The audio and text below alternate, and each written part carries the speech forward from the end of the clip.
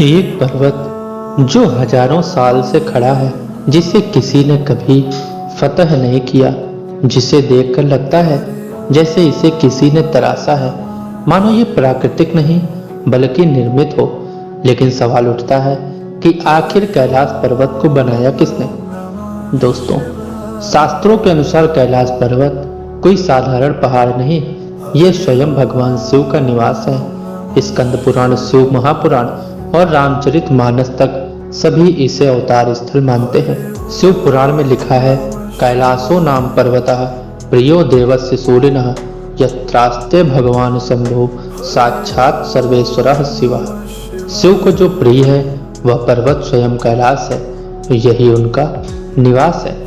लेकिन अब सवाल यह नहीं कि कौन रहता है, सवाल यह है कि किसने इसे बनाया। अब बात करते हैं उसकी बनावट की।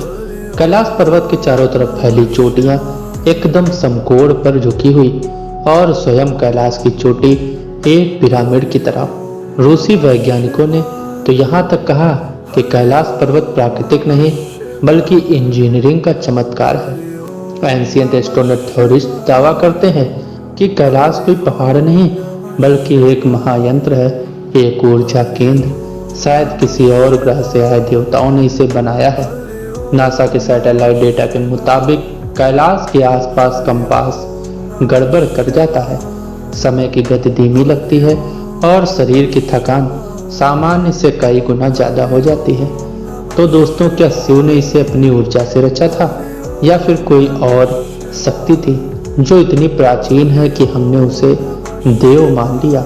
शिव महापुराण में मिलता है कि रावण ने कैलाश को अपनी बाहों से उठाने की कोशिश की। रावण ने अपने 10 सिरों से शिव का स्तुति गान किया। शिव प्रसन्न हुए और कैलाश उसके ऊपर रख दिया। अब सोचिए, अगर कैलाश पर्वत हिमालय से जुड़ा कोई पहाड़ होता तो क्या कोई दानव उसे उठाने की सोच भी सकता?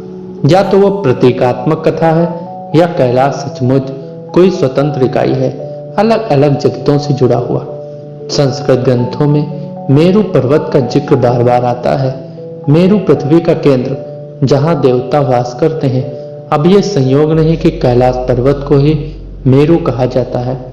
वास्तु और मंडाला ग्रंथों के अनुसार विश्व के पवित्र तीर्थ स्थान 360 डिग्री पर एक गोलाकार चक्र में फैले हैं और उसका केंद्र बिंदु है कैलाश पर्वत। कैलाश वह धुरी है जिस पर धरती घूमती है। तो प्रश्न उठता है, क्या किसी मानव ने कैलाश को बनाया? नहीं। क्या एलियंस ने? शायद। लेकिन हमारे ऋषियों ने कभी इस सवाल का उत्तर तर्क से नहीं बल्कि आस्था से दिया, क्योंकि कैलाश पर्वत को बनाया नहीं गया, वह स्वयं प्रकट हुआ है, स्वयंभू है, जिसे ब्रह्मा ने नहीं रचा, जिसे विष्णु ने नहीं देखा, जो केवल शिव है और शिव ही उसका स्वरूप। कैलाश पर्वत कोई पहाड़ नहीं, वो एक संकेत है कि कुछ चीजें समझने के लिए नहीं बल्कि महसूस करने के लिए होती हैं। और कैलाश शिव की वो श्वास है जो आज भी इस ब्रह्मांड में गूंज रही है। तो दोस्तों, आपका इस वीडियो के बारे में क्या ख्याल है, हमें कमेंट करके अवश्य बताइएगा। मिलते हैं नेक्स्ट वीडियो में किसी ऐसे ही नए टॉपिक के साथ। तब तक के लिए आप सभी का बहुत बहुत धन्यवाद।